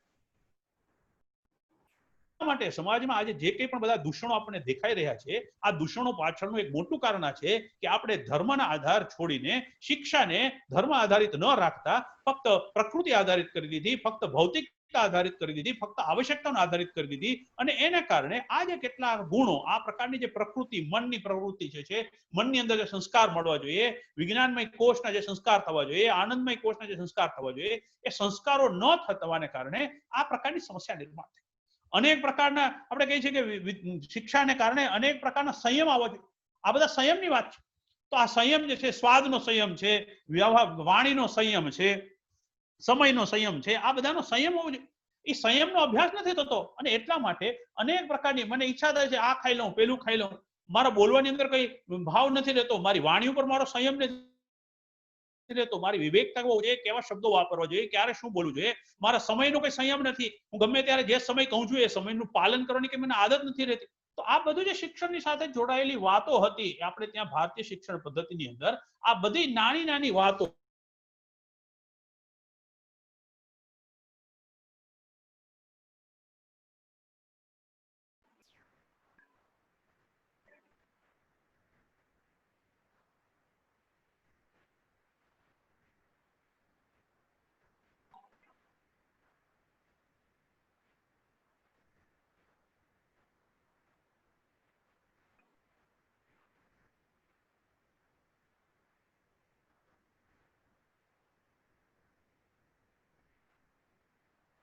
રસ્તા ઉપર એક્સિડન્ટ થાય છે તો એક્સિડન્ટ થયેલી વ્યક્તિ જે છે એ રસ્તા ઉપર પડી છે અને હોસ્પિટલમાં મોકલવાને બદલે લોકોનો વિડીયો ફોરવર્ડ કરે છે, વિડીયો ઉતારે છે અને ચારે બાજુ વિડીયો ફોરવર્ડ થાય છે કે આજે કેવો એક્સિડન્ટ. તો સંવેદના નથી. આ સંવેદનહીન સમાજ છે તો એને કારણે આત્મીયતા કેવી રીતે નિર્માણ થશે? એટલે સમાજની અંદર શિક્ષણના દ્વારા આ જ્યારે આ પ્રકારના પંચકોશનું શિક્ષણ થાય છે ત્યારે મનુષ્યની અંદર એક સંવેદના જાગૃત થાય છે, મનુષ્યની અંદર આત્મીયતાનો ભાવ નિર્માણ થાય છે. એને લાગે છે કે આ બધા લોકો મને જે પ્રકારની પીડા થાય છે, આત્મવત પરદારેષુ, આત્મવત સર્વભૂતેષુ, દરેક ભૂતોની અંદર, દરેક પ્રાણી માત્રની અંદર, દરેક જીવ માત્રની અંદર, દરેક વનસ્પતિની અંદર પોતાને પ્રમાણે જોવાનું આ ભાવ એનામાં નિર્માણ થાય. આ ભાવ નિર્માણ કરવા માટેનું આ શિક્ષણ અને એ પ્રકારનું સંપૂર્ણ મનુષ્યનું નિર્માણ થાય, સંપૂર્ણ વ્યક્તિત્વનું નિર્માણ થાય અને એના આધાર પર સમાજની બધી સમસ્યાઓના સમાધાન માટે વ્યક્તિ પરિશ્રમ કરતો થાય, પ્રયત્ન કરતો થાય, પોતાની ક્ષમતા અનુસાર પરિશ્રમ કરે. ફક્ત પોતાનો વિચાર નહીં, પોતાના પરિવારનું પણ ઉત્થાન થવું જોઈએ, પોતાના સમાજનું પણ ઉત્થાન થવું જોઈએ, ગામનું પણ ઉત્થાન થવું જોઈએ અને એની સાથે સંપૂર્ણ વિશ્વના ઉત્થાનની અંદર પણ પોતે સહભાગી બની શકે. આ પ્રકારનો વિચાર કરવા વાળી વ્યક્તિઓનું નિર્માણ કરવું એ ભારતીય પરંપરા હતી. અને એટલા માટે એવા લોકો જે નિર્માણ થતા હતા એને કારણે ભારતને ક્યારે પણ એવા લોકો જે નિર્માણ થયા એના મનમાં ક્યારે પોતાનું રાજ્ય વિસ્તાર કરવાનો વિચાર નહીં આવ્યો. એવા લોકોના મનની અંદર ફક્ત ક્યારે પોતાના સંપ્રદાયનો, પોતાના ધર્મનો વિસ્તાર કરીને, એટલે કન્વર્શન જે છે આ શબ્દ એ ભારતીય સંસ્કૃતિની અંદર કોઈ જગ્યાએ છે જ નહીં. કોલોનિયલ સ્ટેટ્સ આ ભારતીય સંસ્કૃતિમાં છે જ નહીં. કારણ કે આપણે ક્યારે દુનિયાની અંદર બધા દેશોની અંદર આપણા લોકો ગયા પણ ક્યારે કોલોની સ્થાપિત કરવાનો, એ લોકોને શોષણ કરવાનો, એ લોકોને ગુલામ બનાવવાનો, એ લોકોને આપણા મતને પ્રમાણે અથવા તો આપણી માન્યતાઓને માનતા કરવાનો એ પ્રકારનો વિચાર ક્યારે થયો નહીં. કારણ કે એની શિક્ષણ પદ્ધતિ એવી હતી કે જેની અંદર સંપૂર્ણ વિશ્વ આપણે એક છે. આધ્યાત્મના આધાર ઉપર જે શિક્ષણ પદ્ધતિ હતી એના કારણે આત્મવત સર્વભૂતેષુ આવો એક વિચાર બધાના મનમાં આવતો હતો. અને એટલે ક્યારે કોઈને પીડા દેવાની, ક્યાંય કોઈને ગુલામ બનાવવાની, ક્યાંય કોઈનું શોષણ કરવાનો એવો ભાવ ભારતીય લોકોમાં નહીં આવ્યો, જે દુનિયાભરના દેશોમાં ગયા. અને આજે પણ એ ભાવથી, એટલે આજે પણ આપણા દેશની અંદર કોરોનાને કારણે દુનિયાના અન્ય દેશોએ જ્યારે દવાઓ માંગી તો જે દવાઓનું ભારતની અંદર પણ પ્રતિબંધ હતો, ઉત્પાદન નહોતું થતું, એ દવાઓ દુનિયાના બધા જ દેશો માટે ભારતની સરકારે નિર્ણય કરીને બનાવવા માટે એ બધાને મદદ કરી. દુનિયાના કેટલા બધા દેશોમાં ફક્ત ભારતીય લોકો નહીં તો અન્ય દેશોના લોકો પણ કોરોનાને કારણે ફસાઈ ગયા હતા. એની પહેલા થોડા સમય પહેલા જ્યારે ઈરાનની અંદર યુદ્ધનું વાતાવરણ હતું એ વખતે પણ અનેક દેશના લોકો ત્યાં નાગરિકો રોકાઈ ગયા હતા, ફસાઈ ગયા હતા. એ બધાને લઈ આવવાનું કામ એ ભારતીય સરકારે, ભારતની સરકારે કર્યું. કારણ કે વિચાર આ છે કે આત્મવત સર્વભૂતેષુ, બધાને આપણે સમાન માનીએ છીએ, પોતાના માનીએ છીએ, બધાને જે એક સમાન માનીએ છીએ. એટલા માટે ભારતનો દેશ, ભારત દેશના લોકો, ભારત દેશની સરકાર, ભારત દેશના સામાન્ય વ્યક્તિ એ જ્યાં પણ હશે ત્યાં પ્રકારનો વિચાર કરશે. પણ એ જો ભારતીય સંસ્કૃતિના આધાર ઉપર, ભારતીય શિક્ષણ પદ્ધતિના આધાર ઉપર કઈ શિક્ષણ મેળવ્યું હશે, કઈ સંસ્કાર મેળવા હશે, એ જે સંસ્કાર મેળવવાની પ્રક્રિયા મેં જેમ કીધું એ પ્રકારે ઘરમાંથી શરૂ થાય છે, વિદ્યાલયોમાં મળે છે, સાધુ સંતો પાસેથી મળે છે. એ શિક્ષણ અને એ જે મળ્યું છે, એ જ્ઞાન જે મળ્યું છે એના આધાર ઉપર ભારતનો વ્યક્તિ જ્યાં પણ હોય છે ત્યાં આગળ આ પ્રકારનો વ્યવહાર કરે છે. એટલે આજે અમેરિકાની અંદર અનેક ભારતીય લોકો દુનિયાના અન્ય દેશોમાં કોરોના પીડિત લોકોને ભોજન આપવાની વ્યવસ્થા કરે છે. અમેરિકાની અંદર ગુરુદ્વારાની અંદર લંગર ચાલે છે, ત્યાંના લોકોને જમવાની વ્યવસ્થા કરે છે. તો આ સહજતાથી થાય છે. કારણ કે ભારતની આ સંસ્કાર છે. અને આ સંસ્કાર એ આપણી ભારતીય શિક્ષણ પદ્ધતિનો આધાર છે. અને એ બાકી દુનિયાના દેશો કરતા, કારણ કે દુનિયાની અંદર મેં જેમ કીધું શરૂઆતમાં કે ભૌતિકતાના આધાર ઉપર ખાલી શરીરનો વિચાર કરવા વાળી એ પદ્ધતિ છે. અને એટલા માટે પાર્ટ્સ વિચારે છે. ભારતનો જે અધ્યાત્મનો આધાર છે એના આધાર ઉપર આપણી શિક્ષણ પદ્ધતિ છે. એટલે સંપૂર્ણ વિકાસનો વિચાર, સંપૂર્ણ શરીરનો વિકાસ અને શરીરના વિકાસની સાથે સંપૂર્ણ સમાજનો વિકાસ, એ પ્રકારના આધાર ઉપર આપણી શિક્ષણ પદ્ધતિ છે. એ પ્રકારનો વિચાર કરીને જ્યારે આપણે ચાલીએ છીએ ત્યારે દુનિયાને પણ આજે એવું લાગે છે કે આ શિક્ષણ પદ્ધતિ એ જ પૂર્ણ પદ્ધતિ છે, જેને કારણે અનેક સમસ્યાઓ જે દેશ દુનિયામાં દેખાય છે એ સમસ્યાનું સમાધાન શક્ય બનશે. મને લાગે છે કે મારી જે સમય હતો, થોડો સમય વધારે થયો છે મારો, કીધો તો એના કરતા, પણ મારી વાત આટલા શબ્દોમાં હું મારી પૂરી કરું છું. અને ફરીથી એકવાર આયોજકોનો મને સમય આપ્યો એ બદલ આભાર માનીને ભારત માતા કી જય સાથે મારી વાત પૂર્ણ કરું છું. અસ્તુ. ધન્યવાદ. ખૂબ ખૂબ આભાર સાહેબ આપનો. અત્યારે આપણી વ્યાખ્યાનમાળામાં આદરણીય ચોકસી સાહેબ, અમારી યુનિવર્સિટીના કુલપતિ શ્રી આદરણીય પ્રતાપસિંહજી ચૌહાણ સાહેબ, રજિસ્ટ્રાર શ્રી સોલંકી સાહેબ અને ઈસી મેમ્બર આદરણીય સ્નેહાબેન વ્યાસ મેડમ પણ જોડાયેલા છે. આપ સૌનું સ્વાગત છે. હવે હું અમારી યુનિવર્સિટીના વીસી સાહેબને વિનંતી કરીશ તેઓ વ્યાખ્યાનને અનુરૂપ પોતાનો મત, પોતાનો વિચાર આપણને સંભળાવે. આદરણીય વીસી સાહેબ. પરમ આદરણીય સુનિલભાઈ, પહેલો તો એમનો હું યુનિવર્સિટી વતી અને અમારે બધા જ જે આ આખું એક અભિયાન વેબિનારનું ઘણા દિવસથી ચલાવી રહ્યા છે એવા બધા જ સ્નેહી રાજેશભાઈ અને એની નીચે તે 3 જે મહાનુભાવો છે અમારા યંગ, મહેશભાઈ, દિલીપભાઈ અને વણજારા સાહેબ, એને પણ હું ખૂબ ખૂબ અભિનંદન આપું છું. કારણ કે સુનિલભાઈને સાંભળવા સમય ઝડપથી કેવી રીતે જતો રહે છે એ મારું ધ્યાન નથી રહેતું. અને મેં સુનિલભાઈને ઘણી વખત સાંભળ્યા. એમાંય ગોધરા આવ્યા ત્યારે સમરસતા ઉપર એમને જે વાત કરી એ તર્ક અને તથ્ય આ બંને એ મારા ઉપર બહુ મોટો પ્રભાવ પડ્યો. આજે પણ એમને જે વાતો કરી બધી જ મૂળભૂત આપણા શાસ્ત્રોની વાતો અને ભારતીય પરંપરા શું છે, ભારતીય શિક્ષણ વ્યવસ્થા હું, ભારત શા માટે એ મહાગુરુની જે વિભાવના આપણી છે એની અંદર રહી છે, તો એના કારણો પણ આપ્યા એમને. બહુ અપરા આખી જે પ્રકૃતિ છે અને પરા પ્રકૃતિ, શરીર અને આત્મા બે અલગ છે. અને એમને જે વાત કરી, કેટલા લોકોએ એમને બરોબર પકડી હશે એ તો મને ખબર નથી, પણ એમને જે વાત કરી કે 5 મહાભૂત જે છે એની વાત કરી, પછી મનની કરી, બુદ્ધિની કરી અને અહંકારની કરી. અને આના બધાની ઉપર એ પરા પ્રકૃતિ એટલે આત્મા. ભારત જ એવો એક દેશ છે કે જે એ યોગ, એ યજ્ઞ કરવા, તપસ્યા કરવા વાળી એ આખી આપણી સંસ્કૃતિ છે. જ્યારે વેસ્ટર્ન પાર્ટ ઓફ વર્લ્ડ ની અંદર જાઓ તો ત્યાં મટીરિયલિસ્ટ એપ્રોચ છે ભોગનો. ત્યાં ધન પણ ગમે રીતે કમાઈ શકે છે અને કિન કોમ્પિટિશનમાં જે બધું કરે ફેર છે ત્યાં. જ્યારે આપણે ત્યાં પરંપરા છે, સામાજિક મર્યાદાઓ પણ છે કે આપણે બધું જ આપણા કોડ ઓફ કન્ડક્ટ, એ પછી તમે સ્વામિનારાયણ સંપ્રદાયનો શિક્ષાપત્રી લઈ લો, ચાણક્ય નીતિ લઈ લો. અમે તો હમણાં જ રાજેશભાઈને હું બતાવતો હતો, ગઈકાલે અમે બે ડ્રાફ્ટ કર્યા સુનિલભાઈ, એમાં 2-3 વર્કિંગ પેપર કર્યા. એમાં શુક્ર નીતિ છે, વિદુર નીતિ છે. આ બધાને અમે ઇન્ડિયન મેનેજમેન્ટ થોટ સેન્ટર એ પણ ગોવિંદ ગુરુમાં ઊભું કરવા જઈ રહ્યા છે. 2 ડ્રાફ્ટ પણ તૈયાર કરી નાખ્યા, બધાને બતાવ્યા પણ ખરા અમે. ધીરે ધીરે ધીરે મને એવું લાગે છે કે કોરોનાના એટલા બધા આ પેન્ડેમિક સમયની અંદર પણ ભારતીય પ્રજા છે એની જે આપણી રહેણી કેણી, આપણો જે વિચાર છે, એ બધોને જોતા દુનિયા આખી એ શરૂઆતને તબક્કે હતબત થઈ ગયેલી. આપણે પણ ઘણા સમયે ઘરની અંદર રહેવું પણ આપણી પાસે રસ્તા હતા.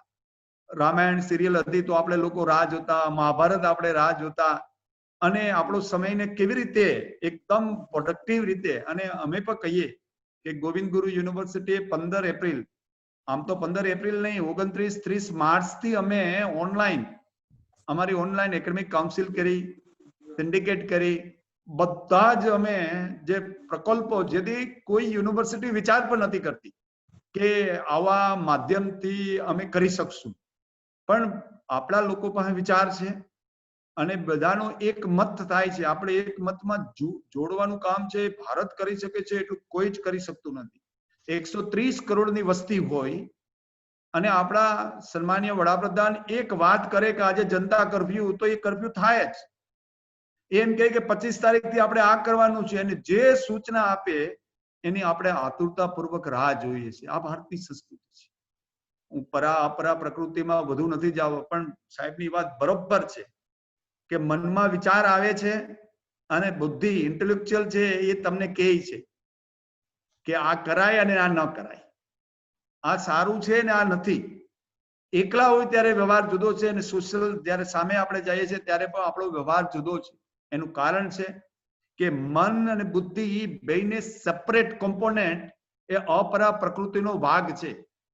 5 મહાભૂતો જે આપણે કહીએ છીએ શરીરના, એ મન, બુદ્ધિ અને અહંકાર.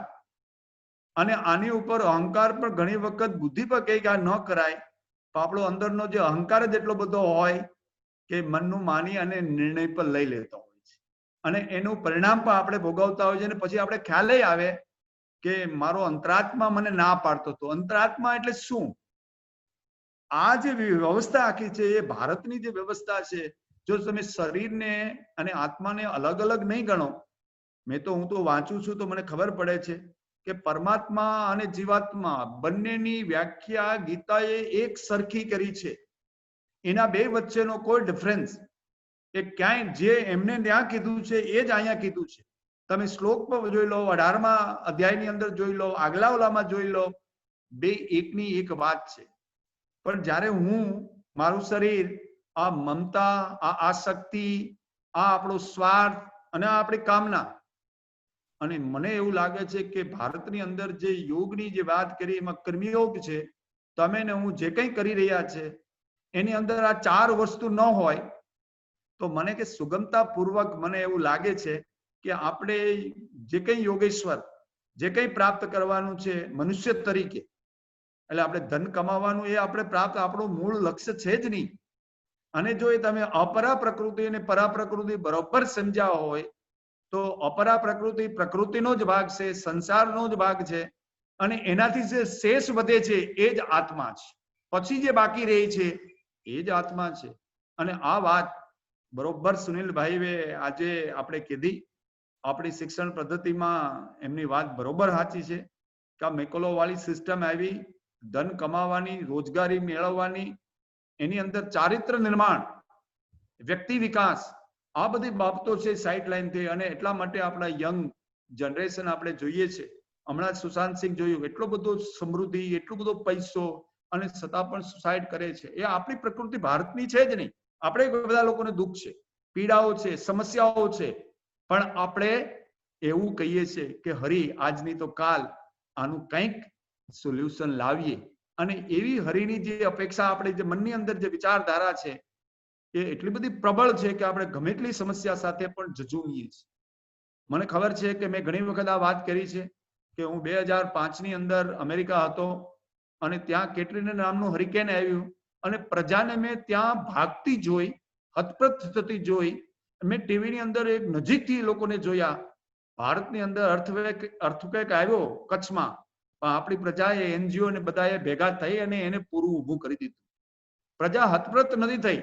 અને હજી પણ કહું કે આ પેન્ડામિકની અંદર પણ આપણા એનજીઓ એ બધા જ લોકો જેને પાસે ખાવાનું નહોતું એને પાસે ભોજન પહોંચાડ્યું, અને એ પણ પ્રસાદના રૂપમાં પહોંચાડ્યું. ભગવાનનો પ્રસાદ છે એમ માનીને કર્યું. લોકોએ ઘણી બધી એ સેવા કરી. એ ભારત જ કરી શકે. અને એટલા માટે ભારત ઉપર ઘણા બધા દેશોની અપેક્ષા છે. અને એટલે જ નરેન્દ્રભાઈ આપણા યોગ એ કહે છે, હું તો દરરોજ છેલ્લા 20 વર્ષથી યોગ કરું છું. મને ખબર છે કે એક દિવસ યોગ વગરનો જાય અને તમને જે મનની અંદર ને જે બધી સ્થિતિની અંદર ફેરફાર થાય છે. સાહેબે બહુ સાચી વાત કરી સુનિલભાઈએ કે યોગ અને અભ્યાસથી મન ભલે ગમે એટલું વિચલિત હોય એને સંયમમાં રાખી શકાય છે. એની ખાતરી એ આપણા ગીતાની અંદર આપી છે. 100% કરી શકાય, પણ તમારે સતત એનો પ્રયાસ કરવો પડે. યોગ અને અભ્યાસ દ્વારા એનો તમે સતત પ્રયત્ન કરો. બોડીને કમાન્ડ આપો, બોડી પાસેથી કામ લો. બોડી અલગ છે, તમે અલગ છો. હવે જો એ બરોબર વિચારધારા તમે કરી લો તો મને લાગે કે સુનિલભાઈની જે આજની વાત છે, સુનિલભાઈ આપ પધાર્યા. મારી એ નાની નવી યુનિવર્સિટી છે. અમે તમને વારંવાર કહીએ છીએ કે અમને જ્યાં જ્યાં તમને અવકાશ મળે ત્યારે હું મારી ટીમને તો કહું જ છું કે સુનિલભાઈને, અનિરુદ્ધજી દેશપાંડેજીને, આ બધાને સવારે એમને સાંભળતો હતો. શિક્ષણ વ્યવસ્થા ઉપરની દિશા અને દશા નાગપુરમાં જે વ્યાખ્યાન હતું એ એટલું બધું અદ્ભુત હતું કે ઘણી વાત આપણે શિક્ષકો છે એને પણ એ ખબર હોતી નથી કે કેટલો આપણો એ પ્રાથમિકમાં ગ્રોસ એનરોલમેન્ટ રેશિયો છે અને માસ્ટર ડિગ્રીમાં કેટલો છે, આપણો માધ્યમિકમાં કેટલો છે, અને આપણે શું કરી રહ્યા છે અને ક્યાં આપણી નબળાઈ છે અને આપણી સ્થિતિ શું છે.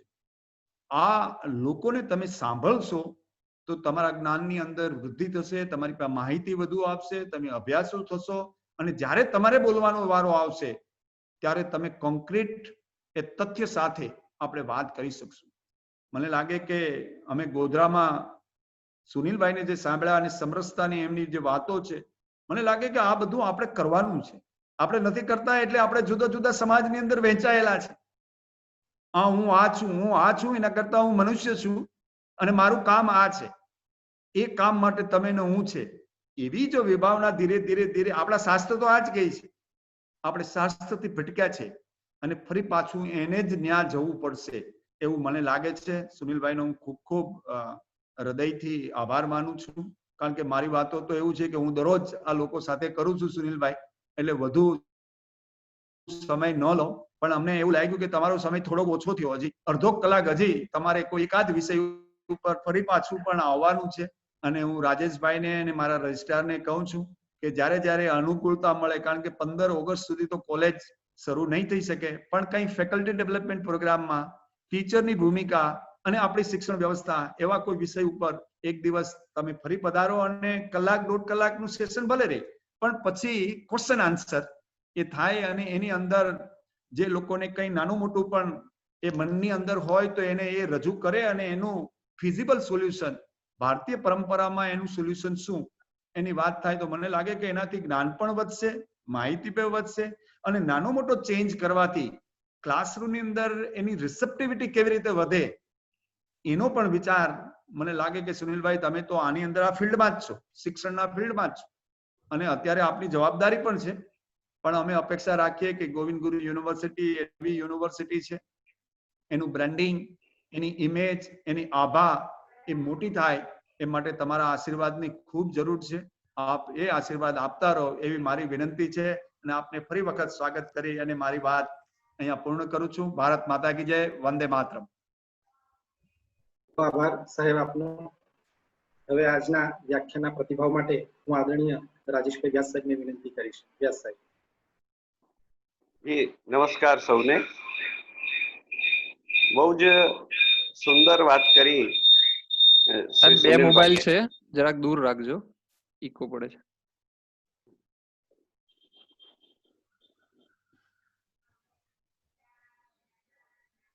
હા, હવે હવે બરાબર આવે છે ભાઈ? જી, હા, જી, હવે જી. ઓકે. હાજી. તો ઈશાવાસ્યોપનિષદનો એક મંત્ર છે. પહેલો મંત્ર છે એનો ઈશાવાસ્યમિદમ સર્વમ યત્કિંચ જગત્યામ જગત. આપણે બધા જાણીએ છીએ. એ જ ઉપનિષદમાં આગળ 9મો એક મંત્ર છે, અંધન તમઃ પ્રવિશન્તિ યે અવિદ્યામ ઉપાસતે તતો ભૂયઃ ઇવ તે તમો યઉ વિદ્યાયામ રતાઃ. આમાં વિદ્યા અને અવિદ્યાની વાત કરી છે. હું માનું છું કે સુનિલભાઈનું આજનું વ્યાખ્યાન આ મંત્રની આજુબાજુનું રહ્યું છે. એમણે સુંદર રીતે વિદ્યા, અવિદ્યા, પરાવાણી વગેરે સુંદર રીતે સમજાવ્યું છે. તો એમના વ્યાખ્યાન વિશે કશું કેવું એના માટે તો હું ખૂબ જ નાનો છું, પરંતુ આજે અમારી વ્યાખ્યાન શ્રેણી છે એના માટે આપને થોડી માહિતી આપું. શ્રી સુનિલભાઈ અને આજે વીસી સાહેબ પણ ઉપસ્થિત છે. આપણે ગઈ 25મી તારીખથી આ વ્યાખ્યાન શ્રેણી શરૂ કરી અને આજે 24 તારીખ છે. આજે આપણે એક મહિનો પૂરો થાય છે. આ મહિના દરમિયાન આપણે 32 જુદા જુદા વ્યાખ્યાતાઓ આપણી વચ્ચે આવ્યા અને જુદા જુદા વિષયો ઉપર આપણને વ્યાખ્યાન આપ્યા. તો આના કારણે અમુક દિવસ વચ્ચે એવા આવ્યા જ્યારે અમારે એક દિવસમાં 2 વ્યાખ્યાતાઓ અમે રાખ્યા અને વચ્ચે સરકારી તાલીમ હતી, એના કારણે 3 દિવસ વ્યાખ્યાન શ્રેણી બંધ પણ રાખવી પડી. પરંતુ 1 મહિનો આ વ્યાખ્યાન શ્રેણીને થયો છે. મને જણાવતા આનંદ થાય છે કે આ 1 મહિના દરમિયાન અમારા ગોવિંદ ગુરુ યુનિવર્સિટીના અને ગુજરાતના સંસ્કૃત સાથે જોડાયેલા અનેક અધ્યાપકોએ અમને પૂર્ણ સહકાર આપ્યો છે. અમારી યુનિવર્સિટીનો સહકાર તો રહ્યો જ છે. જ્યારે મેં વીસી સાહેબને વાત કરી ત્યારે તેઓ ઉપસ્થિત રહ્યા છે. અમારા રજિસ્ટ્રાર શ્રી ઉપસ્થિત રહ્યા છે. અમારા ઈસી મેમ્બર શ્રી ધીરેનભાઈ, એમને પણ જ્યારે કહું ત્યારે તેઓ ઉપસ્થિત રહે છે. તો સૌના સહકારથી 1 મહિના જેટલો સમય થઈ ગયો આ વ્યાખ્યાન શ્રેણી આપણી આટલી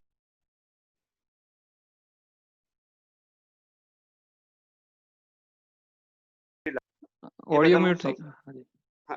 હા, સંસ્કૃતના તમામ અધ્યાપકોને હું ધન્યવાદ આપું છું.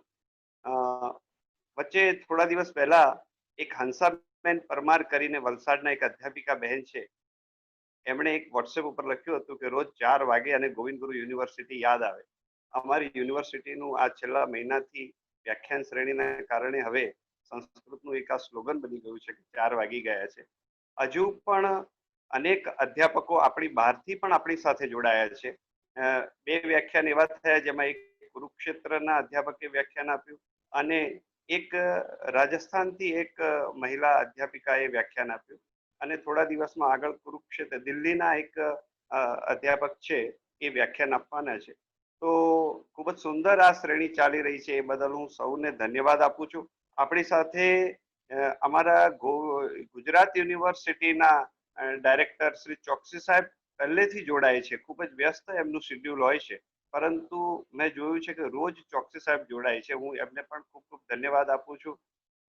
અમારા સંસ્કૃત ભારતીના જે કાર્યકર્તાઓ હંમેશા અમારી સાથે જોડાય છે, હેમાંગ જેવી પાલીવાલ એકવાર વ્યાખ્યાન આપવા પણ આવ્યા અને અનેકવાર આની સાથે જોડાયા છે. જીતેન્દ્રભાઈ બ્રહ્મભટ્ટ છે, એ સૌને પણ જોડાય છે. એનો મને ખૂબ જ આનંદ છે અને સુનિલભાઈને જણાવતા મને આનંદ થાય છે કે આ 1 મહિના દરમિયાન યુનિવર્સિટીએ આપણી યુનિવર્સિટીમાં સંસ્કૃત સંભાષણ કેન્દ્ર શરૂ કરવાની જાહેરાત કરી છે. સાથે સાથે સંસ્કૃત ડિપાર્ટમેન્ટ પણ આ જ વર્ષથી શરૂ થશે એવી જાહેરાત પણ થઈ છે. તો આ બધો યશ જે છે એ ગોવિંદ ગુરુ યુનિવર્સિટીના સંસ્કૃતના તમામ અધ્યાપકોને જાય છે. હું સૌનો આભાર માનું છું. અસ્તુ. મહેશભાઈ. ખૂબ આભાર સાહેબ આપનો. હવે હું દિલીપભાઈ ચૌહાણને વિનંતી કરીશ કે આજના વ્યાખ્યાનનું આભાર વિધિ કરી સમાપન કરે. દિલીપભાઈ. નમસ્કાર સાહેબ. શ્રી ગોવિંદ ગુરુ યુનિવર્સિટી ના સંસ્કૃત અધ્યાપક સમૂહ દ્વારા આયોજિત ઓનલાઈન વ્યાખ્યાનના 26મા મણકા તરીકેનું વ્યાખ્યાન રજૂ કરનારા શ્રી સુનિલભાઈ મહેતા સાહેબ, કે જેમણે શિક્ષણની ભારતીય કલ્પના વિષય ઉપર ખૂબ જ ઉત્તમ રીતે વ્યાખ્યાન આપ્યું, તેમનો હું આભાર વ્યક્ત કરું છું. આ વ્યાખ્યાનમાળા માટે સતત પ્રોત્સાહન અને પ્રેરણાના પિયુષ પૂરા પાડનારા શ્રી ગોવિંદ ગુરુ યુનિવર્સિટીના કુલપતિ શ્રી પ્રતાપસિંહ ચૌહાણ સાહેબનો પણ હું આ ક્ષણે આભાર વ્યક્ત કરું છું. આ વ્યાખ્યાનમાળામાં ઉપસ્થિત થઈને અમારો ઉત્સાહ વધારનારા રજિસ્ટ્રાર શ્રી સોલંકી સાહેબનો પણ હું આભાર વ્યક્ત કરું છું. આ વ્યાખ્યાનમાળામાં આજના વક્તાશ્રીનો પરિચય આપનારા શહેરા સરકારી કોલેજના પ્રિન્સિપાલ શ્રી દિનેશ માછી સાહેબનો પણ હું આભાર વ્યક્ત કરું છું. આ વ્યાખ્યાનમાળાના માર્ગદર્શક અને સંસ્કૃત અનુરાગી તેમજ આજના વ્યાખ્યાન માટે પ્રતિભાવ રજૂ કરનારા ડોક્ટર રાજેશ વ્યાસ સાહેબનો હું આભાર વ્યક્ત કરું છું. આ વ્યાખ્યાનમાળાનું સુચારુ રીતે સંચાલન કરનારા ડોક્ટર મહેશભાઈ પટેલ નો પણ હું આભાર વ્યક્ત કરું છું. આ વ્યાખ્યાનમાળામાં પ્રતિદિન ઉપસ્થિત થતા ગુજરાત યુનિવર્સિટી ભાષા ભવનના સંસ્કૃત વિભાગાધ્યક્ષ ડોક્ટર કમલેશ ચોકસી સાહેબનો પણ હું આભાર વ્યક્ત કરું છું.